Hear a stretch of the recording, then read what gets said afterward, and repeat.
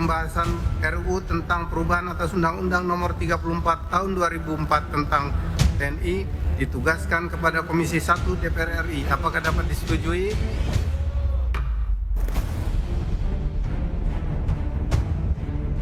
Dengan kondisi yang begitu dinamis saat ini, kita harus terbuka terhadap berbagai macam peluang dan sumber daya yang dimiliki oleh bangsa ini.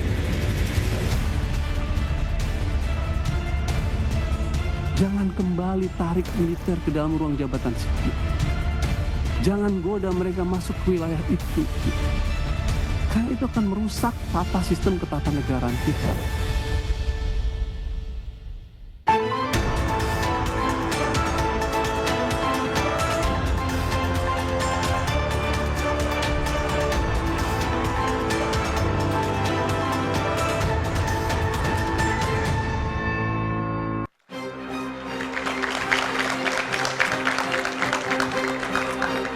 Selamat malam saudara, revisi Undang-Undang TNI kini tengah menjadi sorotan, terutama pasal yang mengatur tentang perluasan penempatan prajurit TNI aktif pada jabatan sipil.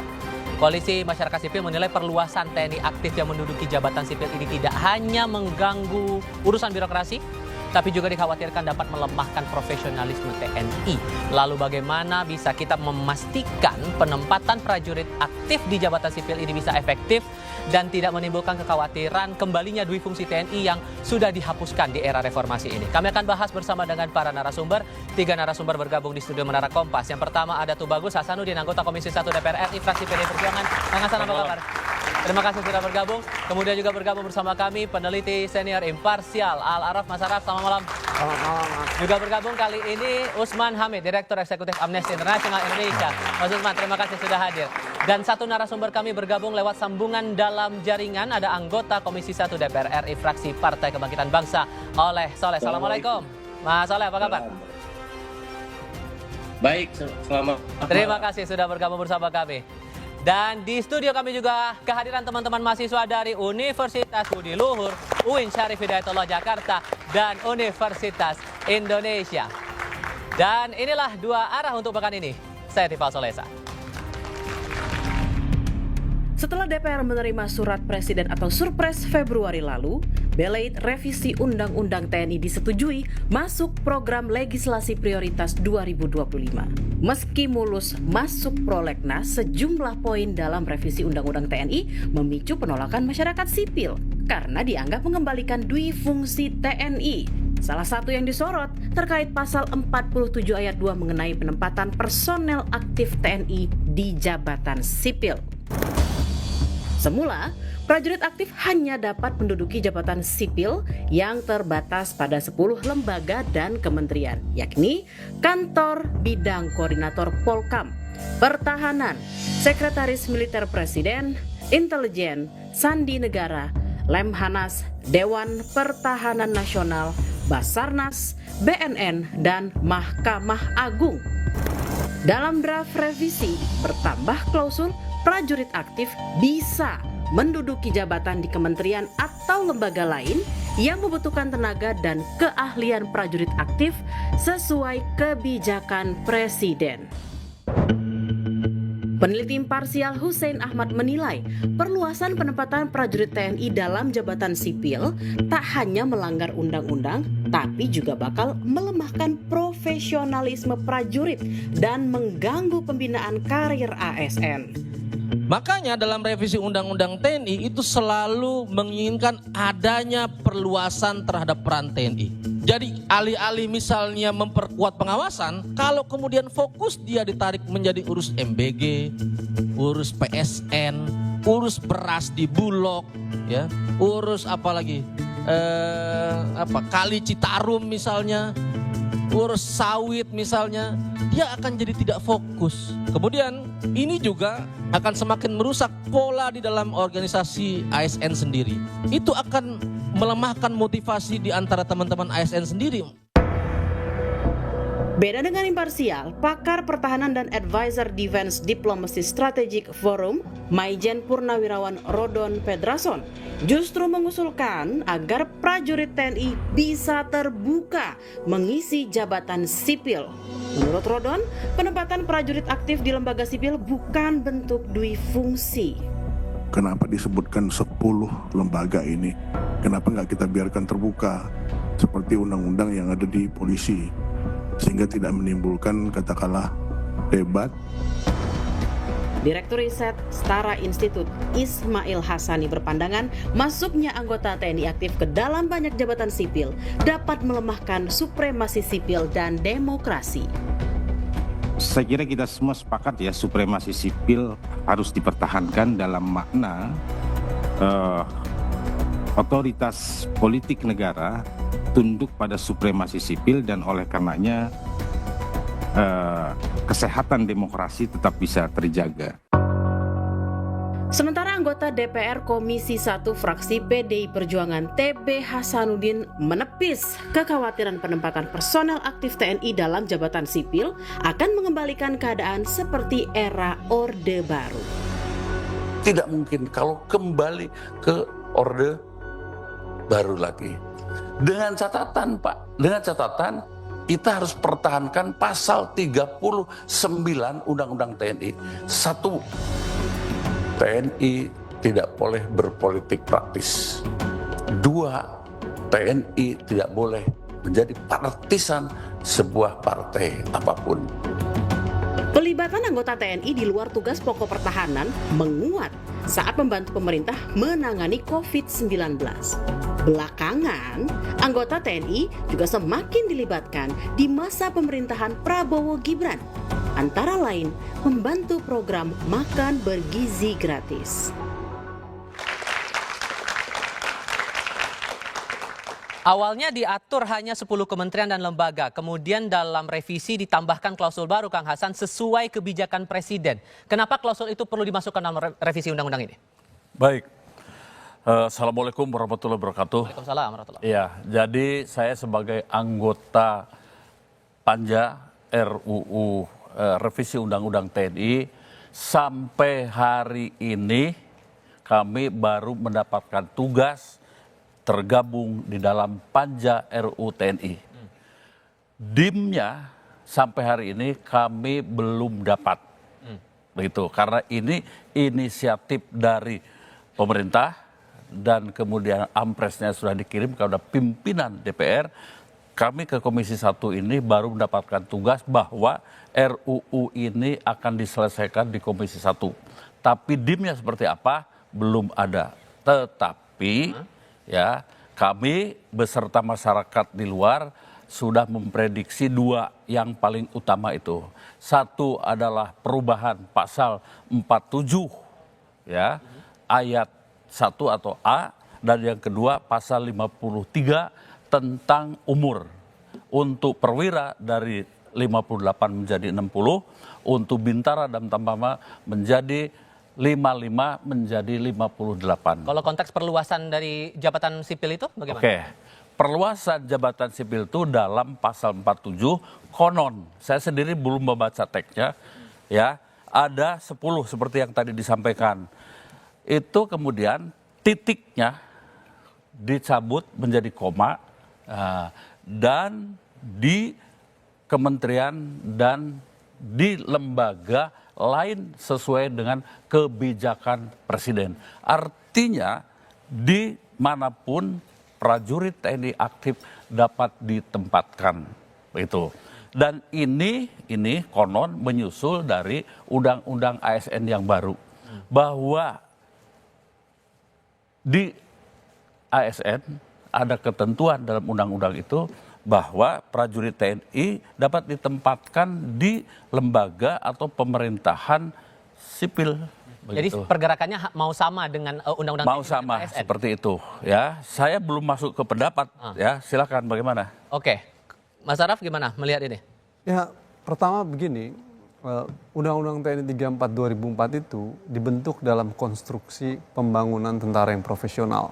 Itu ditegaskan di dalam pasal 2 Undang-Undang TNI 34 2004. Oleh karena itu, tugas TNI adalah sebagai alat pertahanan negara. Sehingga penempatan TNI di jabatan aktif yang diatur dalam pasal 47 itu terbatas. hanya yang terkait dengan isu pertahanan.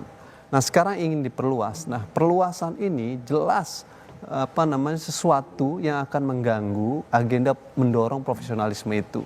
Karena tentu kalau kemudian militer masuk di wilayah jabatan sipil, implikasinya konsentrasi dia untuk bekerja menghadapi perang, persiapan pertahanan akan terganggu. Orientasinya juga berubah gitu. Sementara dia adalah lembaga yang difokuskan sebagai alat pertahanan negara. Itu poin pertama. Poin kedua adalah dengan demikian ini akan mengembalikan difungsi gitu. Karena fungsinya menjadi meluas, bukan hanya sebagai alat pertahanan negara, tapi juga masuk duduk di dalam wilayah jabatan sipil. Nah ini kemudian dikritik oleh kawan-kawan bahwa ini akan mengembalikan dan memperkuat difungsi. Tapi yang ketiga adalah persoalan yang paling serius terhadap birokrasi sipil itu sendiri. Kita bisa bayangkan banyak pegawai negeri sipil, Mas, kerja dari pagi jam 8 sampai jam 5, lalu kemudian mereka membayangkan suatu saat nanti mereka akan menjadi pejabat, menjadi direktur. Tapi mereka nggak bisa. Ketika udah mengabdi sekian puluh tahun, lalu tiba-tiba stop, pengen jadi direktur nggak bisa diduduki oleh TNI aktif. Nah ini sesuatu yang akan mengganggu sistem meritokrasi yang di dalam birokrasi sipil dan akan memperlemah semangat mereka. Ngapain kita kerja serius kalau ujungnya jabatannya diisi oleh militer aktif. Gitu. Ini jadi soal yang serius bagi birokrasi sipil. Kalau Pak Oleh melihat perluasan posisi TNI aktif di jabatan sipil ini seurgent itukah harus dilakukan sekarang?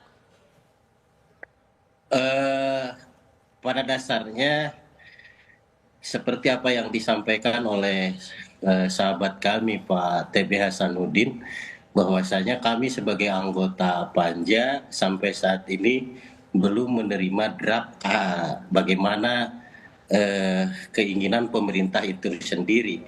Yang masuk hari ini adalah bagaimana kita mendengarkan pendapat-pendapat dari berbagai pihak, baik dari TNI itu sendiri, dari aktivis, dari para ahli, dan juga dari kampus-kampus. Nah selama ini kan baru itu yang baru kita bergulir.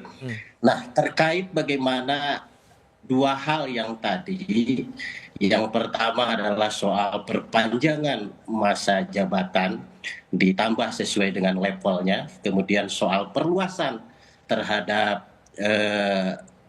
TNI ditempatkan di sipil. Pada dasarnya ya kami memandang bahwa menghargai pendapat-pendapat publik, pendapat-pendapat masyarakat, bahwa kekhawatiran bagaimana cita-cita reformasi ini, bahwa ini akan melenceng lagi, bahwa salah satunya cita-cita reformasi itu adalah soal bagaimana penguatan institusi sipil gitu kan, kemudian kekhawatiran juga kembali soal dui fungsi ABRI. Nah ini kan semua adalah sebuah kekhawatiran, akan tetapi kita juga harus mengakui dan menyadari bahwa hari ini keadaan manajemen pemerintahan lah katakan seolah-olah quote and quote terjadi penyelewengan jabatan dan yang lain-lain, korupsi di mana-mana. Sehingga menurut Anda mendesak untuk dilakukan seperti ini? Ya, ada niatan pemerintah ingin memperbaiki gitu, ada niatan memberikan, tetapi dalam hal ini juga tidak mengabaikan bagaimana soal supremasi sipil itu sendiri. Nah oleh sebab itu tadi saya sepakat bahwa meritokrasi ini harus dikedepankan. Bagaimana meritokrasi ini menjadi sejajar, menjadi sejajar baik antara sipil maupun militer itu sendiri. Ditahan dulu Pak Oleh, ditahan dulu di situ. Mas Usman melihatnya bagian untuk memperbaiki itu dengan membawa TNI masuk ke dalam jabatan aktif? Saya kira jauh dari arah sana. Kenapa? Karena berbagai benturan kepentingan dan praktik korupsi di lingkungan pertahanan, misalnya menyangkut alutsista, alat utama sistem persenjataan, belum pernah dituntaskan pemberantasan korupsi itu. Bagaimana mungkin ketika korupsi di sektor pertahanan belum tuntas, lalu kita berasumsi bahwa korupsi di masyarakat di dalam pemerintahan sipil bisa dibereskan dengan menempatkan TNI aktif di dalam jabatan-jabatan sipil. Pasal 47 itu sebenarnya tidak bisa ditafsirkan lain kecuali TNI aktif dilarang menduduki jabatan sipil, baik itu jabatan misalnya di eksekutif, kabinet, di jabatan legislatif, maupun di jabatan yudikatif. Tujuannya apa? Tujuannya untuk mencegah pencampuran pembagian kekuasaan antara urusan militer dan urusan sipil.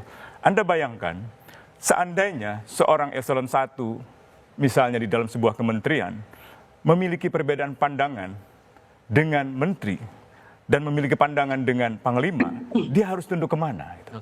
Nah, yang kedua, praktek semacam ini hanya ada di negara-negara dengan kualitas demokrasi yang sangat rendah. Paling tidak 4 yang bisa saya sebutkan. Pertama, Mesir. Mesir menempatkan TNI aktif ke dalam jabatan-jabatan sipil setelah kudeta militer tahun 2013. Dengan kata lain, bukan pemerintahan sipil yang demokratis. Yang kedua, Thailand. Thailand juga terjadi kudeta tahun 2014. Disitulah kemudian TNI aktif menduduki kembali jabatan-jabatan sipil di dalam pemerintahan di Thailand. Yang ketiga adalah negara seperti misalnya Turki. Negara Turki itu kualitas demokrasinya sangat-sangat rendah. Dan saya kira kita nggak boleh kembali ke sana, kembali ke negara-negara yang kualitas demokrasinya itu sangat-sangat rendah. Pak Oleh merespon dari tanggapan Mas Usman gimana? Pada dasarnya kan hari ini kan lagi-lagi kami belum mendapatkan draftnya. Apa yang diinginkan pemerintah. Nah, hari ini sebenarnya ruang publik, ruang pengujian sebenarnya. Ruang di mana diminta pendapat. Nah, pendapat yang disampaikan tadi ini akan menjadi sebuah catatan. Akan tetapi kami jelas akan mengedepankan bagaimana memadukan antara kekhawatiran dan kepentingan yang lebih tinggi. Baik soal patriotisme maupun nasionalisme. Dan tentu ini akan digodok yang lebih mendalam lagi. Soal bagaimana kita mendengarkan pendapat-pendapat masyarakat ini untuk kita bahas bersama di DPR itu. Maka pertanyaan lainnya juga muncul di sini. Kalau kemudian perluasan TNI ini bisa menduduki jabatan sipil lebih luas lagi ketimbang aturan sebelumnya, kenapa kemudian tidak ada kewajiban untuk pensiun dini dulu nih buat mereka-mereka yang sudah aktif? Tapi jawabnya nanti ya, kita akan bahas di segmen berikutnya. Usai jeda berikut.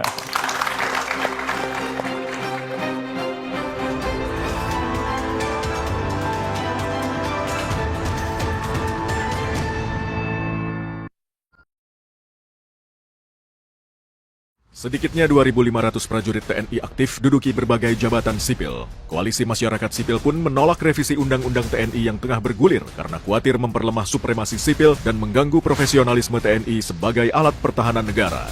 Jika Undang-Undang TNI jadi direvisi, bagaimana memastikan penempatan personel aktif TNI di jabatan sipil efektif dan bisa dipertanggungjawabkan? Simak pembahasannya dalam Dua Arah, Jumat 7 Maret pukul 8:30 malam live di Kompas TV. Sedikitnya 2.500 prajurit TNI aktif duduki berbagai jabatan sipil. Koalisi masyarakat sipil pun menolak revisi Undang-Undang TNI yang tengah bergulir karena khawatir memperlemah supremasi sipil dan mengganggu profesionalisme TNI sebagai alat pertahanan negara. Jika Undang-Undang TNI jadi direvisi, bagaimana memastikan penempatan personel aktif TNI di jabatan sipil efektif dan bisa dipertanggungjawabkan? Simak pembahasannya dalam Dua Arah, Jumat 7 Maret pukul 8:30 malam live di Kompas TV. Sedikitnya 2.500 prajurit TNI aktif duduki berbagai jabatan sipil. Koalisi masyarakat sipil pun menolak revisi Undang-Undang TNI yang tengah bergulir karena khawatir memperlemah supremasi sipil dan mengganggu profesionalisme TNI sebagai alat pertahanan negara. Jika Undang-Undang TNI jadi direvisi, bagaimana memastikan penempatan personel aktif TNI di jabatan sipil efektif dan bisa dipertanggungjawabkan? Simak pembahasannya dalam Dua Arah, Jumat 7 Maret pukul 8:30 malam live di Kompas TV. Sedikitnya 2.500 prajurit TNI aktif duduki berbagai jabatan sipil. Koalisi masyarakat sipil pun menolak revisi Undang-Undang TNI yang tengah bergulir karena khawatir memperlemah supremasi sipil dan mengganggu profesionalisme TNI sebagai alat pertahanan negara. Jika Undang-Undang TNI jadi direvisi, bagaimana memastikan penempatan personel aktif TNI di jabatan sipil efektif dan bisa dipertanggungjawabkan? Simak pembahasannya dalam Dua Arah, Jumat 7 Maret pukul 8:30 malam live di Kompas TV. Sedikitnya 2.500 prajurit TNI aktif duduki berbagai jabatan sipil. Koalisi masyarakat sipil pun menolak revisi Undang-Undang TNI yang tengah bergulir karena khawatir memperlemah supremasi sipil dan mengganggu profesionalisme TNI sebagai alat pertahanan negara. Jika Undang-Undang TNI jadi direvisi, bagaimana memastikan penempatan personel aktif TNI di jabatan sipil efektif dan bisa dipertanggungjawabkan? Simak pembahasannya dalam Dua Arah, Jumat 7 Maret pukul 8:30 malam live di Kompas TV. Sedikitnya 2.500 prajurit TNI aktif duduki berbagai jabatan sipil. Koalisi masyarakat sipil pun menolak revisi Undang-Undang TNI yang tengah bergulir karena khawatir memperlemah supremasi sipil dan mengganggu profesionalisme TNI sebagai alat pertahanan negara. Jika Undang-Undang TNI jadi direvisi, bagaimana memastikan penempatan personel aktif TNI di jabatan sipil efektif dan bisa dipertanggungjawabkan? Simak pembahasannya dalam Dua Arah, Jumat 7 Maret pukul 8:30 malam live di Kompas TV. Sedikitnya 2.500 prajurit TNI aktif duduki berbagai jabatan sipil. Koalisi masyarakat sipil pun menolak revisi Undang-Undang TNI yang tengah bergulir karena khawatir memperlemah supremasi sipil dan mengganggu profesionalisme TNI sebagai alat pertahanan negara. Jika Undang-Undang TNI jadi direvisi, bagaimana memastikan penempatan personel aktif TNI di jabatan sipil efektif dan bisa dipertanggungjawabkan? Simak pembahasannya dalam Dua Arah, Jumat 7 Maret pukul 8:30 malam live di Kompas TV. Sedikitnya 2.500 prajurit TNI aktif duduki berbagai jabatan sipil. Koalisi masyarakat sipil pun menolak revisi Undang-Undang TNI yang tengah bergulir karena khawatir memperlemah supremasi sipil dan mengganggu profesionalisme TNI sebagai alat pertahanan negara. Jika Undang-Undang TNI jadi direvisi, bagaimana memastikan penempatan personel aktif TNI di jabatan sipil efektif dan bisa dipertanggungjawabkan? Simak pembahasannya dalam Dua Arah, Jumat 7 Maret pukul 8:30 malam live di Kompas TV. Sedikitnya 2.500 prajurit TNI aktif. Dalam semangat reformasi, TNI aktif itu tabu untuk memasuki dunia politik praktis. Itu salah satu doktrin yang kita keluarkan dulu pada saat reformasi ABRI. Kalau masih jadi jenderal aktif misalnya, jangan berpolitik. Kalau mau berpolitik, pensiun. Oleh karena itu, Ketua Umum AHY dan beberapa mantan perwira militer yang karirnya dulu cemerlang, cerah, tapi ketika pindah pengabdian dari dunia militer ke dunia pemerintahan atau politik, syaratnya harus mundur. Mas Araf membaca pernyataan dari Pak SBY tadi. Saya boleh, Pak? Boleh. Gantian dulu. Saya belum berpendapat saya. Sebentar lagi ya. Saya baru menguraikan tadi. Oke, sebentar lagi. Oke. Saya akan kasih kesempatan Pak Araf dulu. Sebenarnya lebih pas bukan jenderal, omongan SBY ini lebih pas begini. Jenderal aktif tidak boleh berpolitik. Bukan itu yang pas sekarang. Mayor tidak boleh berpolitik. Itu yang pas. Karena ada mayor yang naik jadi letkol hari ini. Yang realitasnya berpolitik. Ya, yang Mayor Teddy. Sebut nama, disuruh sebut nama kan ya sebut nih.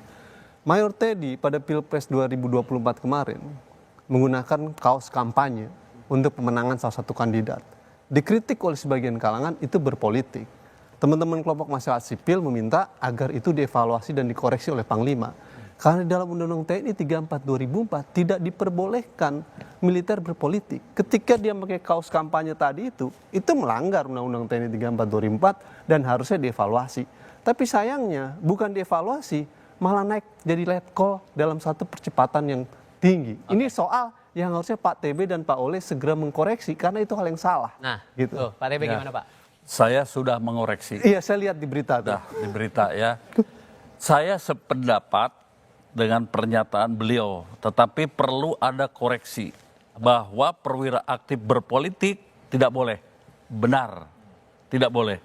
Nah, tetapi untuk kali ini bukan berpolitik menurut hemat saya. Saya ingin menjelaskan dulu supaya clear.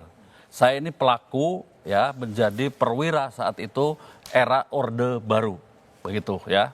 Dulu untuk menjadi anggota DPR itu ditunjuk oleh Panglima TNI. Kamu menjadi anggota DPR RI 100 orang.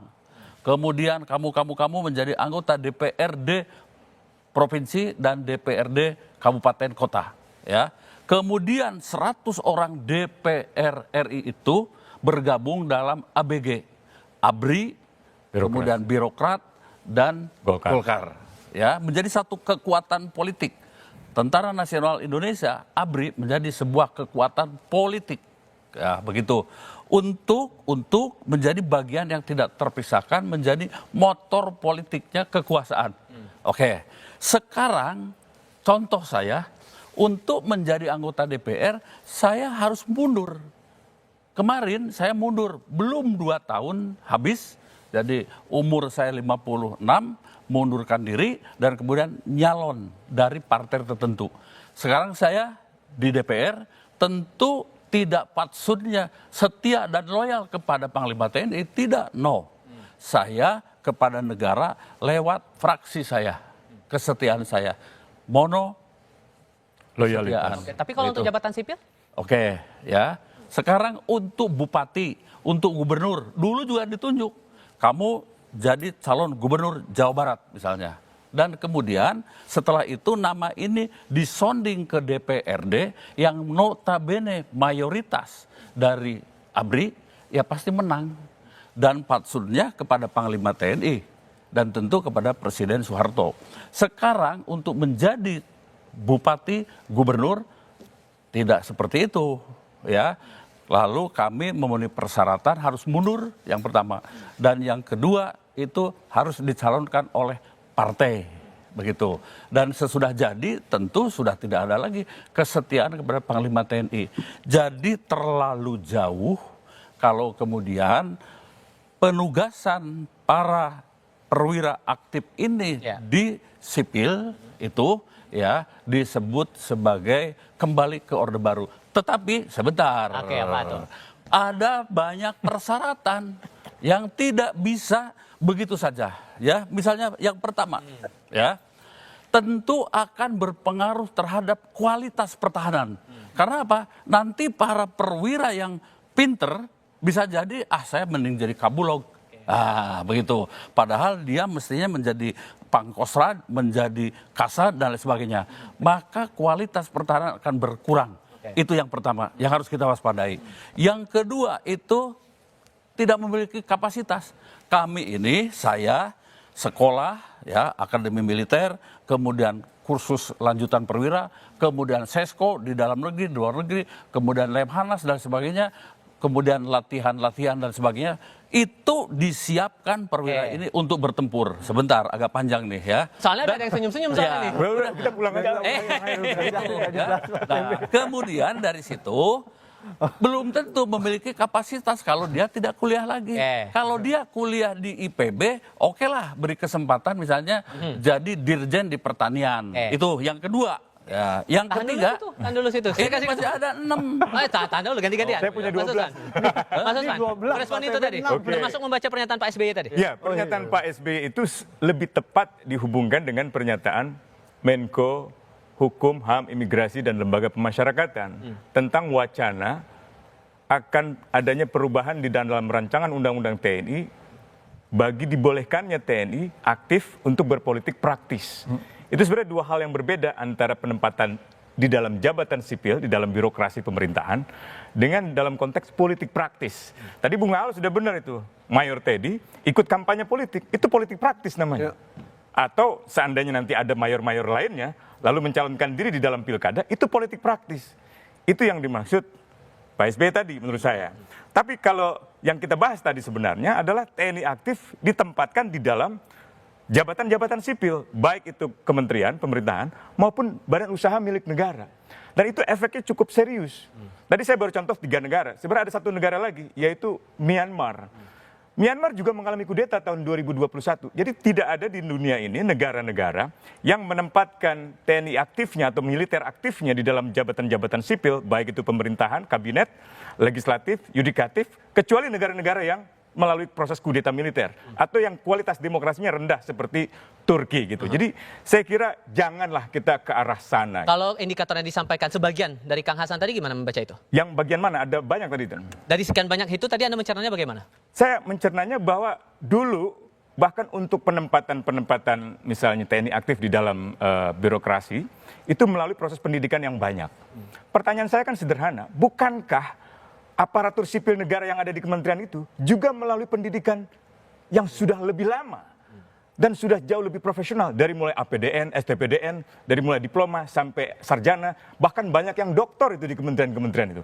Kalau kemudian posisi dirjen, sekjen, apalagi menteri diduduki oleh TNI aktif, untuk apa mereka mengikuti pendidikan-pendidikan itu? Pak Tebek? Ya, karena tadi saya dipotong, saya lagi menjelaskan ini. Dapat menimbulkan kecemburuan ASN. Walaupun dalam undang-undang ASN, jabatan sipil itu bisa diduduki oleh perwira aktif. Jadi Pak Tebes setuju sama saya lah ya. Begitu, ya. Ya saya duluan yang ngomong tadi ya. Kecemburuan dari ASN, mengapa? Dia merangkap mulai dari eselon 5, eselon 4, eselon 3, lalu begitu dia jadi direktur, dipromosikan menjadi dirjen, datanglah mayor jenderal. Nah, begitu. Ya, itu tidak bagus ya. Bagus. Kemudian berikutnya soal jenjang karir prajurit. Ya, seseorang yang ditempatkan di Bulog harus jadi bintang 3. Dikembalikan lagi dulu menjadi jabatan apa supaya jadi bintang 3. Ini kan merusak situasi. Nah, seperti itu ya. Kemudian berikutnya loyalitas. Harus ada jaminan loyalitas hanya kepada kementerian atau lembaga tersebut. Ya, itu harus kita jelaskan dan lain sebagainya ya. Dan kemudian juga jangan sampai mendapatkan semacam fasilitas yang double. Di tempat lama mendapatkan mobil militer, di tempat baru juga mendapatkan mobil baru. Atau mungkin mobil baru pakai tanda militer dan sebagainya ya. Ini semua kekhawatiran itu kalau saya, mohon maaf, secara pribadi ya tidak apa-apa. Ya, ditempatkan di mana tetapi dengan persyaratan yang ketat, dengan persyaratan kapasitas yang memadai sehingga sangat selektif untuk juga mendukung yang lain-lainnya, terutama undang-undang ASN. Saya kurang sependapat kalau berbicara karena situasi banyak korupsi. Ya mungkin di TNI juga ada korupsi, begitu ya. Dan kemudian nanti masyarakat sipil ini tidak mampu sehingga perlu tentara. Saya kira tidak diberi kesempatan saja. Betul sekarang kan pertanyaannya begini, kalau kemudian ada perluasan bagi TNI untuk masuk ke posisi jabatan sipil begitu, muncul lagi pertanyaan di publik. Salah nggak kalau kemudian ada pandangan makin kecil ruang masyarakat sipil untuk mendapatkan posisi, terutama mereka yang sudah kompeten secara kompetensi, kemampuan, keahlian begitu. Apakah ini bisa dipandang bahwa kesempatan masyarakat sipil untuk mendapatkan posisi yang sesuai itu semakin lama semakin kecil atau malah sebaliknya? Kita jawab nanti. Tahan dulu. Kita jeda sebentar. Kami segera kembali.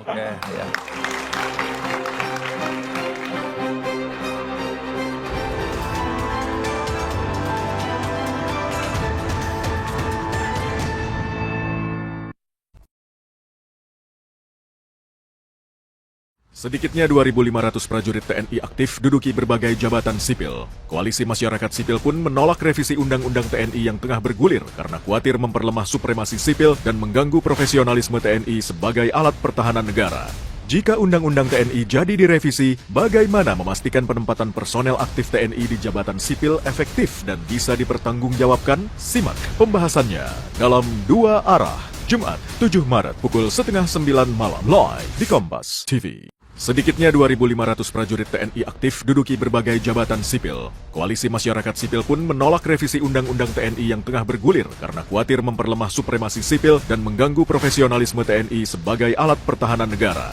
Jika Undang-Undang TNI jadi direvisi, bagaimana memastikan penempatan personel aktif TNI di jabatan sipil efektif dan bisa dipertanggungjawabkan? Simak pembahasannya dalam Dua Arah, Jumat 7 Maret pukul 8:30 malam live di Kompas TV. Sedikitnya 2.500 prajurit TNI aktif duduki berbagai jabatan sipil. Koalisi masyarakat sipil pun menolak revisi Undang-Undang TNI yang tengah bergulir karena khawatir memperlemah supremasi sipil dan mengganggu profesionalisme TNI sebagai alat pertahanan negara. Jika Undang-Undang TNI jadi direvisi, bagaimana memastikan penempatan personel aktif TNI di jabatan sipil efektif dan bisa dipertanggungjawabkan? Simak pembahasannya dalam Dua Arah, Jumat 7 Maret pukul 8:30 malam live di Kompas TV. Sedikitnya 2.500 prajurit TNI aktif duduki berbagai jabatan sipil. Koalisi masyarakat sipil pun menolak revisi Undang-Undang TNI yang tengah bergulir karena khawatir memperlemah supremasi sipil dan mengganggu profesionalisme TNI sebagai alat pertahanan negara. Jika Undang-Undang TNI jadi direvisi, bagaimana memastikan penempatan personel aktif TNI di jabatan sipil efektif dan bisa dipertanggungjawabkan? Simak pembahasannya dalam Dua Arah, Jumat 7 Maret pukul 8:30 malam live di Kompas TV. Sedikitnya 2.500 prajurit TNI aktif duduki berbagai jabatan sipil. Koalisi masyarakat sipil pun menolak revisi Undang-Undang TNI yang tengah bergulir karena khawatir memperlemah supremasi sipil dan mengganggu profesionalisme TNI sebagai alat pertahanan negara. Jika Undang-Undang TNI jadi direvisi, bagaimana memastikan penempatan personel aktif TNI di jabatan sipil efektif dan bisa dipertanggungjawabkan? Simak pembahasannya dalam Dua Arah, Jumat 7 Maret pukul 8:30 malam live di Kompas TV. Sedikitnya 2.500 prajurit TNI aktif duduki berbagai jabatan sipil. Koalisi masyarakat sipil pun menolak revisi Undang-Undang TNI yang tengah bergulir karena khawatir memperlemah supremasi sipil dan mengganggu profesionalisme TNI sebagai alat pertahanan negara. Jika Undang-Undang TNI jadi direvisi, bagaimana memastikan penempatan personel aktif TNI di jabatan sipil efektif dan bisa dipertanggungjawabkan? Simak pembahasannya dalam Dua Arah, Jumat 7 Maret pukul 8:30 malam live di Kompas TV. Sedikitnya 2.500 prajurit TNI aktif duduki berbagai jabatan sipil. Koalisi masyarakat sipil pun menolak revisi Undang-Undang TNI yang tengah bergulir karena khawatir memperlemah supremasi sipil dan mengganggu profesionalisme TNI sebagai alat pertahanan negara. Jika Undang-Undang TNI jadi direvisi, bagaimana memastikan penempatan personel aktif TNI di jabatan sipil efektif dan bisa dipertanggungjawabkan? Simak pembahasannya dalam Dua Arah, Jumat 7 Maret pukul 8:30 malam live di Kompas TV. Sedikitnya 2.500 prajurit TNI aktif duduki berbagai jabatan sipil. Koalisi masyarakat sipil pun menolak revisi Undang-Undang TNI yang tengah bergulir karena khawatir memperlemah supremasi sipil dan mengganggu profesionalisme TNI sebagai alat pertahanan negara. Jika Undang-Undang TNI jadi direvisi, bagaimana memastikan penempatan personel aktif TNI di jabatan sipil efektif dan bisa dipertanggungjawabkan? Simak pembahasannya dalam Dua Arah, Jumat 7 Maret pukul 8:30 malam live di Kompas TV. Sedikitnya 2.500 prajurit TNI aktif duduki berbagai jabatan sipil. Koalisi masyarakat sipil pun menolak revisi Undang-Undang TNI yang tengah bergulir karena khawatir memperlemah supremasi sipil dan mengganggu profesionalisme TNI sebagai alat pertahanan negara. Jika Undang-Undang TNI jadi direvisi, bagaimana memastikan penempatan personel aktif TNI di jabatan sipil efektif dan bisa dipertanggungjawabkan? Simak pembahasannya dalam Dua Arah, Jumat 7 Maret pukul 8:30 malam live di Kompas TV. Sedikitnya 2.500 prajurit TNI aktif duduki berbagai jabatan sipil. Koalisi masyarakat sipil pun menolak revisi Undang-Undang TNI yang tengah.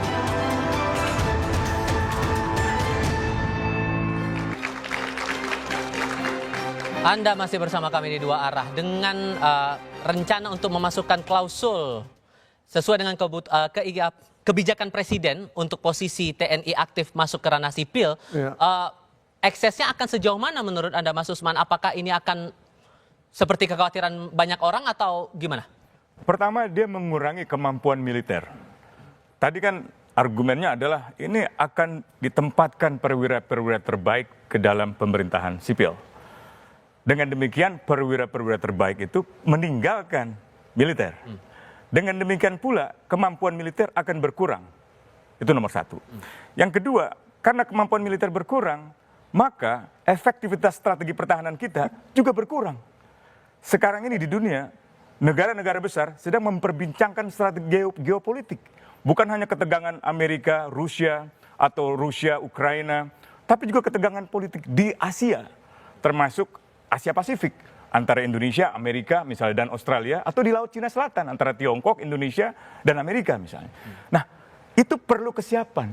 Jadi kalau militer aktif, apalagi yang terbaik, kemudian dikeluarkan dari kedinasan militer untuk mengurusi masalah-masalah pemerintahan sipil, termasuk mengurusi masalah badan usaha milik negara. Yang ada adalah di pemerintahan sipil tidak akan beres, karena bukan ahlinya. Dan di dalam militer juga tidak akan beres. Dan undang-undang ini mau dibahas secara tidak beres. Pak TB aja dengan Pak Oleh belum dapat naskahnya. Berarti ada niat yang nggak beres di dalam pembahasan undang-undang ini, nggak terbuka gitu loh. Pak Oleh, betulkah kemudian ada yang nggak beres di sini dan setidak kompetentif itukah masyarakat sipil untuk mendapatkan haknya masuk ke dalam jabatan sipil sehingga harus TNI aktif yang masuk dalam jabatan sipil ini? Pada dasarnya kan perubahan perluasan jabatan ini kita juga belum mendapatkan. Apakah perubahan perluasan ini seluruh jabatan sipil akan dibolehkan oleh ABRI atau bagaimana? Atau perluasan terbatas kembali? Nah ini juga ini harus perlu juga mendapatkan kejelasan dari pemerintah itu sendiri. Kalau misalkan tadi tafsirannya bahwa seluruh jabatan sipil bisa diisi oleh militer, ya ini juga menjadi kekhawatiran bagi kami juga. Nah sehingga apa yang menjadi kesempatan masyarakat sipil yang sudah berkarir dari sejak jenjang awal, mimpi dia ingin menjadi posisi jabatan tertentu, ini akan menjadi tereliminasi. Nah oleh sebab itu pada dasarnya diskusi seperti ini soal pro kontra terhadap perluasan ini menjadi hasanah masukan bagi kami, bagaimana kami bisa merumuskan yang terbaik, bagaimana memformulasikan sebuah undang-undang yang mampu mengakomodir dengan memperhatikan seluruh aspirasi masyarakat. Seperti itu. Oke, ukuran kompetensinya ini jadi pertanyaan sekarang. Kalaupun kemudian nanti TNI aktif itu masuk dalam jabatan sipil, kompeten nggak kira-kira? Mas Araf gimana tuh? Bukan soal kompetensinya, soalnya adalah di dalam negara sebagai organisasi kekuasaan itu ada distribusi kewenangan. Militer tugasnya sebagai alat pertahanan negara, Polri tugasnya penegakan hukum, intelijen fungsinya deteksi dini. Itu kerja untuk memastikan rasa aman masyarakat. Konsekuensinya jangan tarik mereka ke dalam ruang yang bukan menjadi fungsinya dia dalam konteks negara dan bangsa tuh. Nah dalam konteks itu kesalahan utama, karena itulah TNI aktif diperbolehkan di pasal 47 itu hanya di Kementerian Pertahanan, Kemenko Polhukam, dibatasi. Karena yang terkait dengan tugas-tugas terkait dengan pertahanan itu. Di luar itu di Kementerian Pertanian, Kementerian Pangan nggak boleh. Karena itu tahun 2019 Ombudsman RI, lembaga negara nih, menyebutkan bahwa pemerintah harus mengkoreksi TNI aktif yang ada di komisaris-komisaris BUMN. Karena itu melanggar Undang-Undang TNI 34/2004. Jadi kepada Pak Oleh, bukan kekhawatiran lagi yang kita inginkan. Sebagai wakil rakyat, seharusnya Komisi 1 mengkoreksi kesalahan-kesalahan itu dengan menggunakan data Ombudsman supaya memanggil Panglima TNI ini di stop. Karena menurut Ombudsman ini melanggar undang-undang. Ombudsman yang bilang itu. Jadi kita bukan lagi bicara kekhawatiran. Yang kita butuhkan sebagai wakil rakyat, Pak Oleh, Komisi 1, Undang-Undang TNI 34/2004 nggak boleh ini. Tambah lagi karena Anda sudah menyinggung soal BUMN. Tadi kami mendengar juga isu nih bahwa ada ratusan kolonel yang mendapatkan kursus manajemen dan diisukan akan masuk ke jabatan-jabatan di BUMN, petinggi BUMN dan BUMD. Anda mendengar soal isu itu? Ya, saya dengar di beberapa media juga ada, itu kan disebutkan ada pelatihan itu. Yang saya ingin katakan, memang ada problem organisasi terkait dengan penumpukan perwira TNI aktif khusus jabatan kolonel. Tapi menurut saya sederhana sekali. Di dalam pasal 47 itu ayat 1 dan ayat 2, Mas, pensiun dini aja kalau ingin masuk di wilayah jabatan sipil gitu. Jangan aktif. Kenapa? Kalau aktif ada loyalitas ganda. Dia loyalitasnya nanti kemana? Ke menterinya atau ke Panglima TNI? Saya pastikan ke Panglima TNI. Ini akan menimbulkan problem dalam tata sistem birokrasi dan ketatanegaraan kita. Jangan buat kacau dalam dinamika ini. Ada kekhawatiran loyalitas ganda. Ya, jadi ada banyak kemungkinan yang saya sebutkan tadi, mulai dari kualitas di sistem pertahanan, kemudian tak memiliki kapasitas dan sebagainya, sampai dengan loyalitas ganda. Semua ini nanti kita berharap dalam pasal 47A-nya itu ya sudah sesuai dengan draft kira-kira dari pemerintah. B-nya kita kunci dengan berbagai macam ketentuan-ketentuan supaya benar-benar sangat-sangat selektif dalam rangka kesetaraan juga sesuai dengan Undang-Undang ASN. Mohon diketahui juga oleh kita semua ya, di dalam undang-undang yang lain sejak atau setelah Undang-Undang TNI nomor 34 tahun 2004 itu sudah ada diisi oleh prajurit TNI di 8 lembaga dan pemerintahan. Saya sebutkan. Dan ini sesuai dengan undang-undang dan peraturan presiden, yaitu Badan Nasional Penanggulangan Teroris, ya, kemudian BNPB, Kejagung, KKP, Menko Maritim, KSP, Bakamla, kemudian Badan SAR, kemudian Badan Perbatasan, dan kemudian BRIN sekalipun. Wakil ketua BRIN itu ya dari prajurit Angkatan Laut, ya. Ini sudah ada dan sampai sekarang tidak ada kesan kembali ke Orde Baru kan? Ya, bahwa ini ya menurut hemat saya pasal 47 itu kemudian diperluas, tidak ada masalah, dengan catatan ke-6 poin itu kita batasi, ya, dengan tetap supaya tidak kembali seperti zaman Orde Baru. Satu, pasal 39 Undang-Undang TNI kita tetap perkuat. Teguh, ya, itu yang pertama.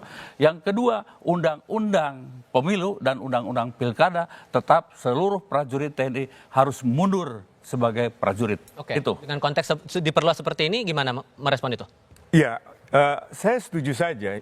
Karena catatan utamanya sebenarnya harus mundur. Jadi TNI aktif itu prinsipnya, kalau mau ditempatkan di dalam jabatan sipil, apakah itu kementerian atau lembaga setingkat kementerian atau badan-badan, dia harus mundur terlebih dahulu. Tadi Pak TB, Bung Aal sudah tepat itu mengemukakan argumen loyalitas ganda. Di dalam masa pemerintahan Pak SBY terjadi perbedaan pandangan antara Panglima TNI misalnya dengan Menteri Pertahanan. Pertanyaannya sederhana, TNI aktif di dalam Kementerian Pertahanan itu tunduk pada siapa? Ikut Panglima TNI atau ikut Menteri Pertahanan? Kalau masih dalam garis TNI dan pertahanan, mungkin masih tidak terlalu masalah. Tapi kalau urusannya sudah kementerian-kementerian lain, Bulog, BUMN, ini bisa jadi masalah serius. Bisa terjadi benturan kepentingan. Dan kalau ada benturan kepentingan, potensi besarnya penyalahgunaan kekuasaan. Kalau penyalahgunaan kekuasaan, maka alih-alih memperbaiki korupsi, malah menambah korupsi menjadi semakin banyak. Takut salah guna kuasa gimana Pak Teguh? Bagaimana? Takut ada salah guna kuasa? Ya. Soal salah guna kuasa bisa terjadi dimanapun, tetapi perlu ada pengawasan dari kita semua, dari publik, ya. Termasuk yang perlu nanti kita bahas juga adalah apakah boleh prajurit TNI itu berbisnis. Kalau saya pribadi tidak bisa, ya, karena apa? Bayangkan seorang Panglima Kodam ikut tender di gubernur, ya, ya pasti menangnya lah. Pasti dapatnya lah, ya. Lalu bagaimana pengumpulan uang sisa hasil usaha itu menjadi sebuah anggaran non-budgeter. Itu bisa ditempatkan yang lain-lain. Jadi kalau ada misalnya selentingan, ya, bahwa ABRI atau TNI itu boleh berbisnis, saya nyatakan kurang sepakat. Nah, sayangnya seringkali pihak TNI atau pihak pejabat-pejabat yang mendukung RUU semacam ini berargumen bahwa masa tidak boleh anggota TNI berpangkat bintara misalnya berjualan Indomie warung. Ya tentu saja kita tidak sedang mempersoalkan itu. Yang kita persoalkan setidaknya setingkat yang tadi Pak TB katakan. Ketika dia ikut tender di tingkat kegubernuran, itu bisa jadi masalah besar. Ada poin Mas ya. Belum lagi yang menyalahgunakan anggaran untuk anak buah, ransam dan lain sebagainya. Saya bingung nih. Pak TB setuju, tidak setuju, tidak setuju, akhirnya setuju. Di akhirnya. Tapi ya itu mungkin kegamangan beliau sebagai politisi tapi juga punya ruang TNI.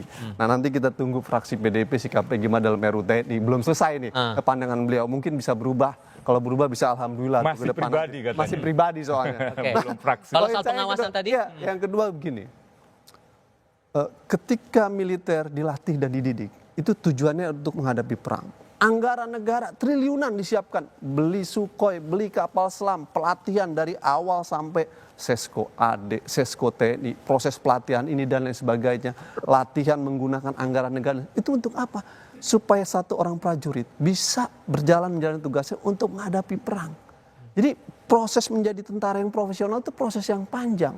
Ketika dia sudah matang, kita sudah memiliki kapasitas yang mumpuni dalam konteks itu, lalu kemudian ditarik jabatan sipil, kekuatan pertahanan berkurang dong. Sementara ancaman dari luar tinggi, konflik Laut Cina Selatan, persoalan konflik perbatasan, bagaimana kita sudah membiayai prajurit menjadi tentara yang profesional, tiba-tiba di jabatan sipil ditaruh. Ini yang menurut saya presiden ya, pemimpin sipilnya salah dan keliru.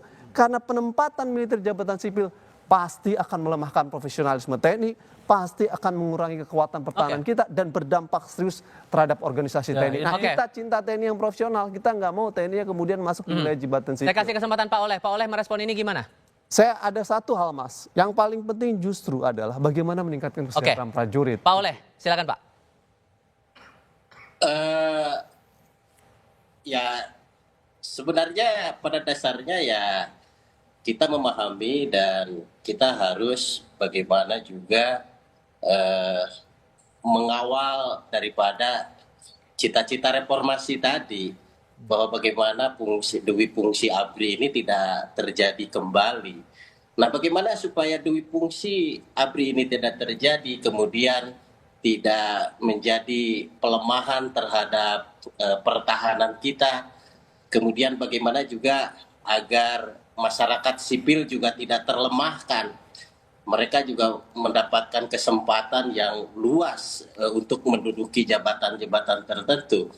Nah, makanya saya berpendapat jikalau maupun perluasan diperluas lagi dari 10 kementerian tadi, ya saya berpendapat bahwa kata perluasan bisa menempati pada posisi jabatan sipil juga dibatasi pada jabatan-jabatan tertentu dan departemen tertentu. Jangan sampai luasnya ini seluas-luasnya. Karena kalau melihat letterlek bahasa DIM yang kami didapatkan bahwa militer ataupun TNI dapat menduduki posisi sipil, artinya dia bebas sampai jabatan apapun. Nah, rasa-rasanya ini juga harus ada pembatasan selain dari apa yang disampaikan oleh Pak TB tadi, bahwa kalaupun mau ada penempatan TNI di posisi sipil, ada persyaratan yang cukup ketat dan tidak dibebaskan sebebas-bebasnya. Nah, seperti itu. Tapi begini, kalau membaca dari revisi ini, datang usulan pemerintah, apakah ini sebagai bagian dari upaya pemerintah untuk menyukseskan atau konsolidasi atas program-program yang menjadi program-program yang unggulan, menjadi program-program yang sedang diprioritaskan oleh pemerintah? Apakah ini jadi bagian dari itu, makanya kemudian sekarang ada aturan seperti ini? Jawabnya nanti apa, Soleh? Kita di segmen berikutnya, usai jeda berikut ini.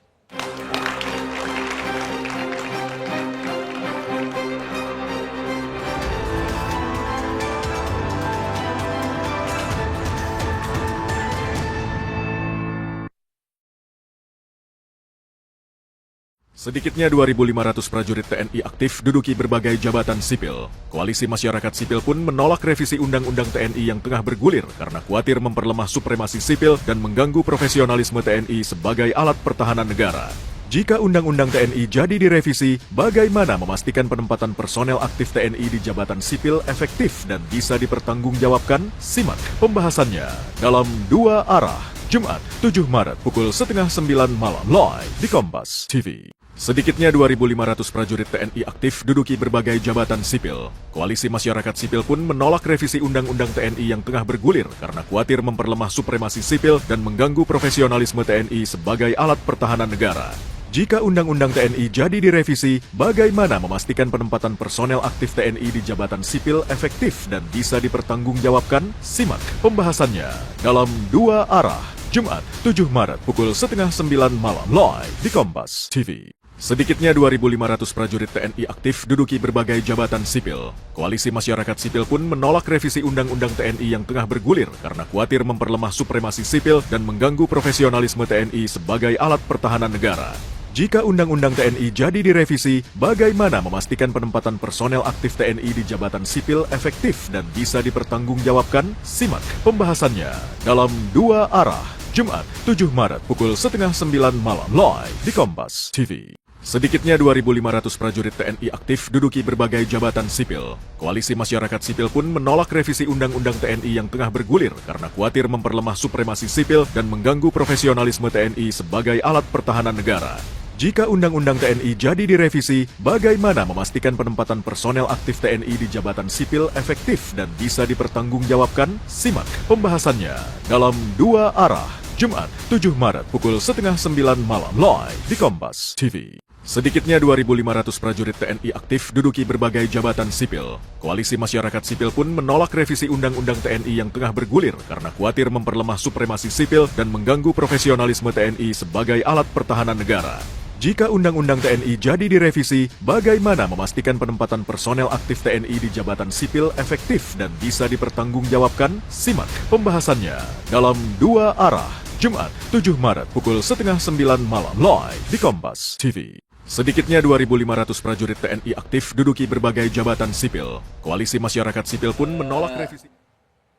Rasa-rasanya semua juga punya pandangan ke arah sana bahwasanya Pak Presiden ingin mensukseskan nawacitanya ini. Nah, mensukseskan nawacita ini ya tentu juga kami juga berharap tidak menabrak aturan-aturan yang ada. Nah, oleh sebab itu PKB sih memandang bahwa ini juga bagian daripada upaya bagaimana agar nawacita ini sukses. Bagaimana Indonesia ke depan bukan nawacita. Bagaimana Indonesia ke depan ini bisa menjadi, terutama di 2045 Indonesia Emas ini bisa terwujud. Rasa-rasanya kalau kita berpandangan apakah ini bagian dari upaya, saya rasa pikiran kita juga sama bahwa ini dalam rangka Mas Araf, ini menangkapnya gimana? Oke, kita sudah tangkap maksudnya di situ. Mas Araf, untuk apa yang harus didorong agar revisi dari Undang-Undang TNI ini tidak melawan supremasi sipil begitu dari semangat reformasi itu sendiri? Ya, saya rasa pertama pembahasan RUU TNI ya dengan substansi yang bermasalah ini sebaiknya di stop pembahasannya karena banyak substansi yang masih bermasalah dan harus terbuka pada umum. Yang kedua begini, jangan sampai ada kepentingan di balik RUU TNI gitu ya terhadap putra mahkota gitu. Kan putra mahkota Pak Presiden ini Pak Mayor Teddy diangkat jadi letnan kolonel, lalu kemudian ada RUU TNI diangkat jadi sekretaris kabinet, melanggar undang-undang TNI loh. Diangkat sekretaris kabinet itu harus dikoreksi oleh DPR, lalu kemudian digeser di bawah sekretaris militer. Nah, dengan proses RUU TNI yang ada ini, nanti Mayor Teddy, Letkol Teddy sekarang ya, itu bisa masuk ke wilayah-wilayah yang lainnya. Jangan sampai RUU TNI menjadi ruang itu. Tapi yang kedua yang saya penting Mas, jangan normalisasi militer di dalam ruang kehidupan sipil, karena itu bisa membawa kita ke arah otoritarisme. Dan kalau Pak TB tadi bilang, ini belum otoriter, ketika Orde Baru berkuasa, 10 tahun pemerintahan Soeharto awal, orang belum bicara tentang otoritarianisme. Setelah 15 tahun, orang kita dalam rezim yang otoritarianisme. Nah, jangan Pak sampai seperti itu. Pak TB, jaminannya apa kalau begitu dari revisi undang-undang ini? Begini ya, saya kurang sependapat kalau penempatan prajurit TNI aktif di tempat lain kemudian kita akan kembali ke Orde Baru. Tidak. Dengan catatan yang pertama itu adalah ada beberapa poin, 6 poin yang harus ada pembatasan, termasuk kapasitas, kemudian juga memperhatikan juga soal kecemburuan sosial dari ASN dan sebagainya. Ada 6 poin yang tadi sampaikan, kita harus perhatikan di dalam RUU-nya nanti. Itu yang pertama. Yang kedua bahwa Undang-Undang TNI pasal 39 TNI tidak boleh berpolitik praktis, ikut menjadi bagian partisan dari partai dan tidak berbisnis, plus ya undang-undang yang namanya undang-undang pemilu dan undang-undang pilkada itu harus tetap ditegakkan. Seluruh prajurit TNI yang ikut dalam pilkada dan pileg itu harus mundur ya. Nah, ini belum selesai semua ini ya, perbedaan-perbedaan pendapat itu kami masih akan terus ya rapat dengar pendapat besok itu misalnya dengan para purnawirawan, kemudian dengan pakar-pakar lain, pengamat-pengamat militer dan lain sebagainya untuk mendengarkan apa sebetulnya keluhan pendapat masyarakat itu. Ya, baru mungkin nanti fraksi-fraksi bersikap. Begitu. Mas Usman, Anda yakin bahwa tidak akan kembali lagi ke Orba seperti semangatnya Pak? Saya tidak yakin. Tidak ada yang pernah menduga Turki mengalami pemerintahan otoriter di bawah Erdogan. Tidak ada yang menduga Mesir mengalami kudeta. Turki Muhammad mungkin Morsi bukan Indonesia, Pak. Benar? Turki bukan Indonesia. Dulu orang membayangkan Indonesia bukan Amerika Latin, Indonesia bukan Argentina, Indonesia bukan Chile. Terjadi juga. Bahkan ketika Indonesia mengalami kudeta militer tahun 65, Chile mengatakan tidak mungkin terjadi. 74 terjadi. Presiden Salvador Allende tahun 74-76 dikudeta. Jadi jangan pernah membayangkan bahwa apa yang terjadi di masa lalu itu tidak akan terjadi lagi di masa depan. Pak TB mengerti bahasa Prancis kan? Histoire se répète. Ya. Sejarah itu berulang. Itulah yang terjadi di dunia. Jadi jangan pernah berasumsi bahwa Orde Baru tidak akan pernah kembali Cuman lagi. kita Dia juga akan mengalami. kalau terlalu prejudice. Oh saya paham, tapi saya tadi tidak pernah mengatakan akan kembali ke Orde Baru. Bahkan saya dengan Bung Al tidak pernah menggunakan argumen Orde Baru. Pak TB seolah-olah mengatakan bahwa kami berargumen menolak RUU ini karena khawatir kembali ke Orde Baru. Kami tidak mengatakan itu. Yang paling kami katakan adalah undang-undang sudah menegaskan TNI aktif harus pensiun kalau mau ditempatkan di dalam jabatan-jabatan sipil. Itu mutlak. Kecuali di dalam kementerian-kementerian itu. Yang sekarang terjadi ini adalah kesalahan-kesalahan hukum seperti kasus Mayor Teddy itu melanggar hukum. Kasus Kepala Bulog itu melanggar hukum. Yang sekarang terjadi adalah supaya tidak melanggar hukum, hukumnya diubah. Nah itu menurut saya salah. Sudah kami tangkap poinnya di situ, Pak TB Hasanuddin. Terima Terakhir, kasih. PDIP, PKB adalah partai yang dulu didirikan untuk memperjuangkan reformasi TNI. Jangan lupakan itu. Pak Araf terima kasih, Mas Usman Hamid terima kasih, Pak Oleh Soleh juga terima kasih sudah bergabung bersama kami. Saya Tifa Solesa menutup Dua Arah malam ini. Selamat malam. Thank you, Kang.